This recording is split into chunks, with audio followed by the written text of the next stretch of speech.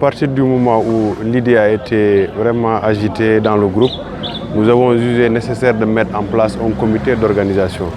Et ce comité-là était composé de tous les parties prenantes des différentes structures. Il y avait quelqu'un qui s'occupait des écoles élémentaires, des écoles préscolaires. Il y avait un représentant aussi pour chacun des CM. Il y avait un représentant aussi pour les lycées. Pour chaque établissement, nous avons dépêché quelqu'un qui va travailler avec les responsables de la structure pour voir, évaluer la situation et recenser les élèves diminués, dont les parents sont diminués, mais les élèves orphelins aussi. Mais en même temps aussi nous exprimer le besoin en termes de matériel pour les différents niveaux, les CI jusqu'au CM2. Au niveau des collèges aussi, de la 6e jusqu'à la 3e, au lycée également, comme vous le savez. Mais pour chaque niveau, quels sont les besoins en termes de fourniture, cahiers et tout. Voilà, on a recensé tout ça. On s'est retrouvé en comité aussi de coordination et on a décidé pour chaque élève, pour chaque classe, pour chaque établissement, quels sont les besoins qui sont là et on a fait le dispersion.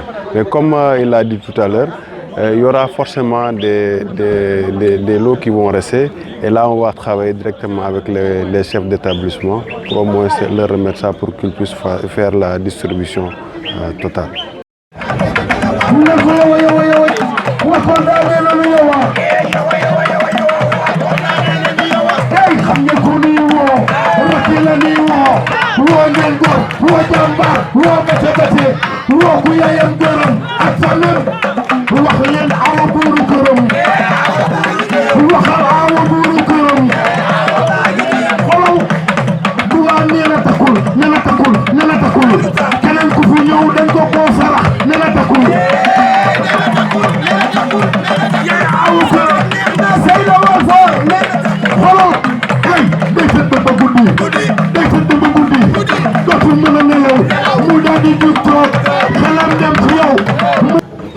Donc au total, il y a plus de 3000 kits scolaires, de matériel scolaire, fourniture scolaire complet pour ces élèves allant du maternel, jardin d'enfants au lycée.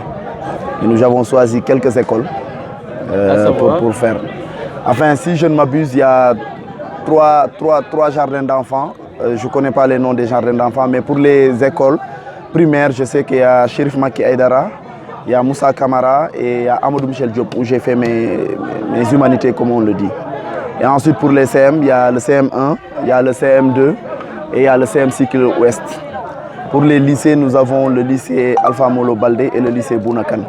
Donc c'est un début, c'est une première édition et nous pensons réitérer en élargissant. Je ne peux pas l'estimer en termes d'argent parce que ce qui importe, c'était l'élan de solidarité qui a été lancé et que les gens ont pu répondre massivement. Et nous avons pris que du matériel. Nous avons refusé de prendre de l'argent. Donc même nous qui avons contribué, nous avons acheté directement le matériel pour le donner. Donc ce n'était pas une question d'argent, c'était une question d'élan de solidarité et que les gens ont répondu. Je peux même citer des sociétés nationales connues internationalement comme le groupe Fabrimetal Sénégal. Ils ont donné un camion rempli de matériel. Il y a le groupe Someta qui sont aussi dans le fer, ils ont donné du matériel. Il y a le groupe Atepa que beaucoup connaissent, ils ont donné du matériel. Il y a les délices du Fouladou, ils ont donné du matériel. Il y a Soubatel, ils ont donné du matériel. Il y a des gens individuellement, ils ont donné du matériel. Youssoufa Sonko, il y a Pape Diouf, il y a Ousseinou Thiam et il y a tant d'autres, beaucoup de gens. AB Partners, qui est le cabinet où je suis le DG, a beaucoup contribué. Les délices du Fouladou ici aussi ont beaucoup contribué. Alors je pense qu'il y a un comité que j'essaie d'ailleurs de remercier et que je n'aurai jamais assez de mots pour les remercier, qui ont œuvré et travaillé avec Sousa Oulet, M. Diallo, d'Itchaka. Ils ont travaillé en étroite collaboration avec les chefs d'établissement et les professeurs pour essayer de rencontrer tous les enfants ou les parents d'élèves ont été recensés pour ceux qui sont démunis. Pour ceux qui sont orphelins de père ou de mère ou des deux parents, ils ont été sélectionnés, mis sur une liste et naturellement, c'est eux qui seront les premiers bénéficiaires. Maintenant, je sais que naturellement, il pourrait rester du matériel et qu'on va mettre à la disposition des établissements pour le partage. Je pense que si cet événement-là a été un peu couvert par les journalistes, c'est parce qu'on veut encourager d'autres. Mais on est déjà présent sur plusieurs zones, sur plusieurs fronts. Parce que l'important, ce n'est pas que le voyez-moi, on est en train de faire quelque chose, voyez, non. Quand on fait cet événement-là, on a un appel à lancer, on a des encouragements à faire pour les élèves qui sont bénéficiaires. Donc pour tous les autres fronts, on est dedans. Je peux vous dire, dans le domaine de l'emploi, on a déjà essayé en mettant en place une structure qui emploie une quarantaine d'enfants et de jeunes. On est dans le social, dans le cadre des aides par rapport à certains démunis.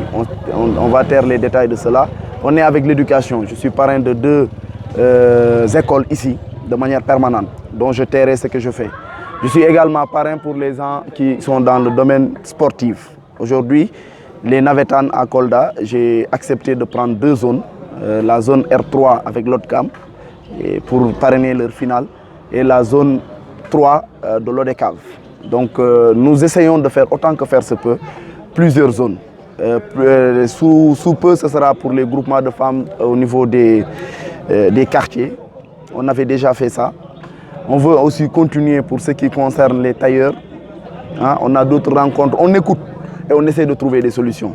Ce n'est pas qu'on veut se substituer à l'État ou aux autorités locales, mais on veut être des gens qui participent.